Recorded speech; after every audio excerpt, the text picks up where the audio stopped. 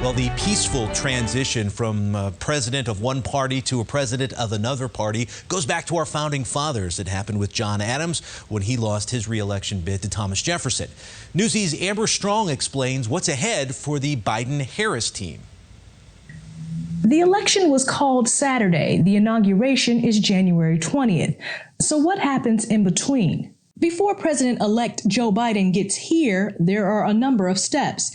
In November, the president-elect typically begins announcing his cabinet picks and traditionally meets with the sitting president. Members of his team will also begin meeting with career staff from various government agencies. On December 8th, all state lawsuits and recounts must be resolved. By December 14th, the Electoral College will cast votes. Typically, electors are required to represent the candidate their state picked to be president. On January 6th, Congress will count the votes and the president of the Senate, Mike Pence, will announce the winner. While the timeline seems smooth, presidential historian and Fight House author Tevi Troy says that wasn't always the case, like in 2000 when the Florida recount shortened the transition timetable. Bush had a very truncated transition, a very short time, and they didn't seem fully ready. I remember hearing about the first day in the White House.